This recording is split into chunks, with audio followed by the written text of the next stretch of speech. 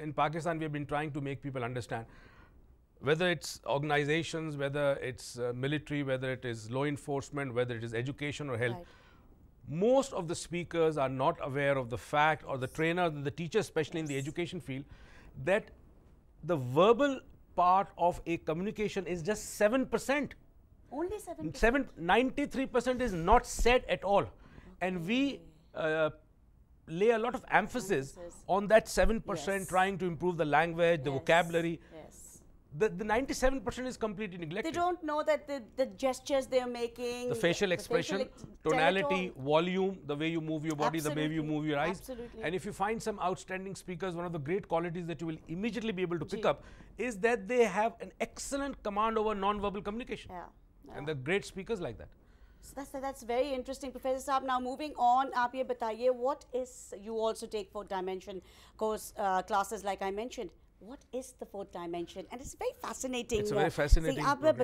What is it and how can we help ourselves? You see, because I had my roots of learning or knowledge was from Hatha Yoga and Raj Yoga. So there was a lot of connection with the Eastern philosophy, the Eastern wisdom. Then I went... That's the two forms of yoga, sorry for interrupting. But I'm more into Raj Yoga. Raj Yoga is about meditation in mind. Then I extensively traveled into the West. There I found out there were ways and means by which you can impart knowledge very quickly. You don't have to spend years and years with a teacher. So I learned those technologies, I blended it with Eastern philosophy and wisdom and created a product which is called the fourth dimension. It's my own product. It's your own product. I conduct in many parts of the world. It's made in Pakistan and results guaranteed. And you know, I was going through your brochures and one of them on the fourth dimension said, viewers, the people from all over the world had thanked you as to how fourth dimension had changed their lives. And they're thinking, so isme aap kya karte hain? Matlab you go into the future or the present, what is it? The first person who discovered something very unusual was Thomas Edison. And he realized that just before he was about to dip into sleep, he could get creative ideas, solution to certain problems. But the problem was that he would go to sleep, and when he would wake up, he would forget what he was thinking. Now, this edge of sleep then was investigated by a lot of people in the world, and United States did a lot of work on this. Russians did a lot of work on this. They found out that between sleep and awake state, there is a point where you enter sleep. If you could stop yourself from entering that sleep, you go into a state which is called an altered state of consciousness. Right? Now, this altered state of consciousness is also induced by drugs, which is of course undesirable. It is also induced by hypnosis.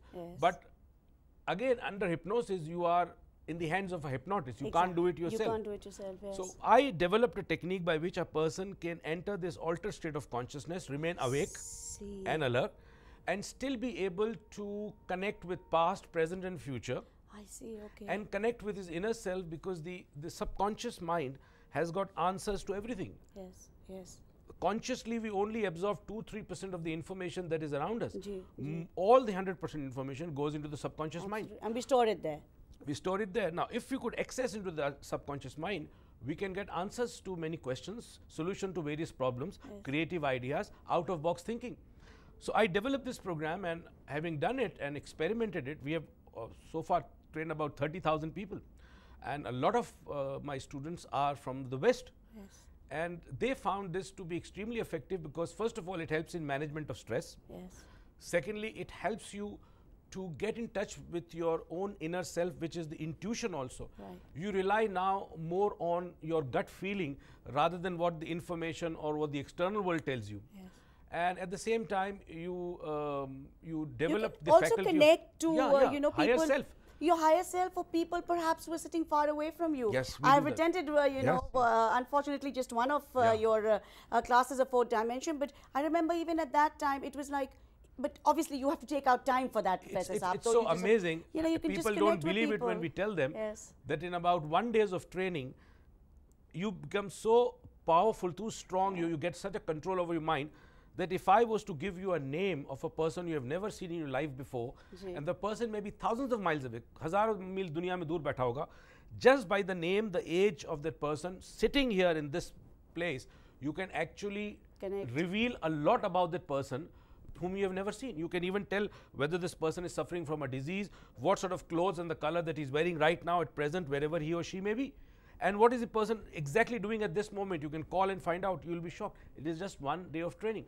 You see, one of the things that made me work on this project of 4 dimension was that I read that an average person uses 2 to 3% of his mind. The rest is never used. And Einstein was one of the person who was using about 10% of his mind. Yes.